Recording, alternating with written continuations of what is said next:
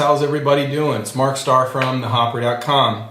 You know, it's been a while since I've had a barley wine on the show. That's generally because they're really high in ABV, and to be honest, sometimes it's really hard for me to open those, big 750 milliliter bottles when it's just going to be me drinking a beer for a review. So I tend to like to save those for when Tim and I get together. But today I was looking downstairs. I actually pulled out a couple of older boxes that I had tucked away and found this barley wine from Victory Brewing Company. It's called their Old Horizontal. It clocks in at 11%, which obviously is pretty big, pretty traditional ABV for that style though.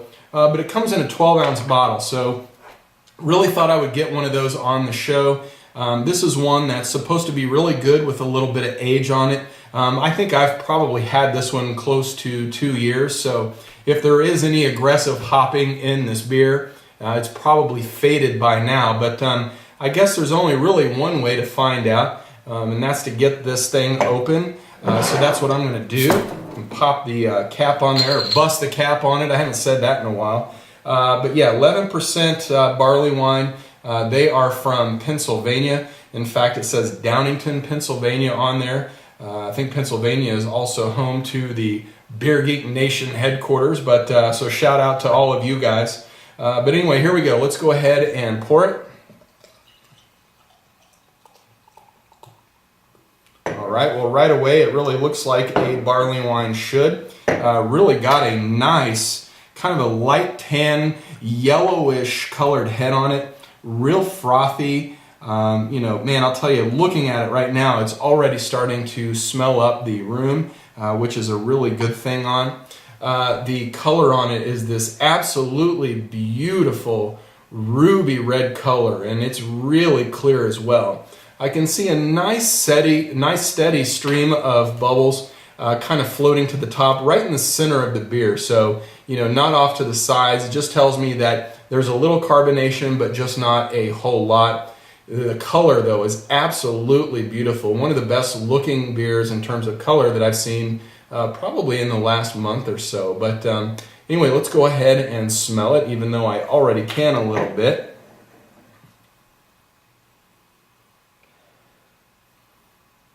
Well, this smells a lot like a barley wine should. It's got those really dark fruity characters in there, like plums and dates, maybe a little bit of figs. Lots of caramel though. You can tell there's just a lot of malt in here. Not getting a whole lot of hoppy characters out of there. I'm sure that there's quite a bit in there for bittering, even flavoring, but not pulling a whole lot out on the nose. Mainly just those dark fruits. Really smells like a good American barley wine should. But let's see if it tastes like a good American barley wine should.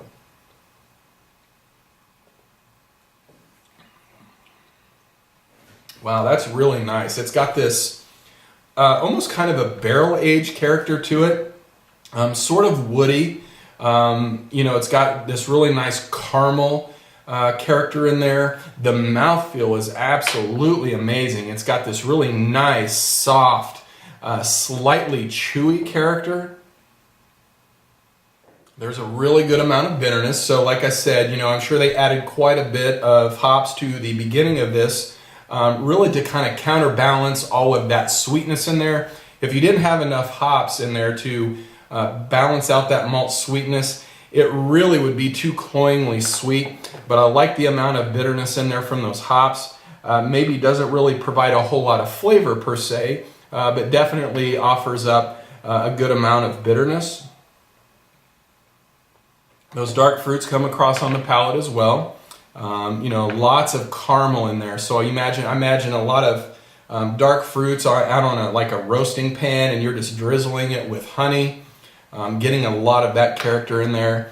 Really a beautiful looking beer, pretty good smelling beer, very good tasting beer. Really reminds me, of how American barley wine should be, where you get a lot more bitterness, not as much sweetness from those malts.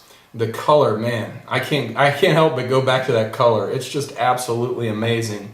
The head on it's kind of pretty much dissipated at this point, but a a really good sipping beer at 11%. Rather, you're not going to drink this too quickly, but yeah, I'm really happy with this one. Not blowing my socks off, but yeah, it's a really good beer. But I guess that's about it for today. I'm going to take the rest of the evening and pour this into my glass, slowly sip on it, and maybe go watch a little bit of TV. But that's it for today, guys. Hope you enjoyed this session. Really glad you guys keep coming back.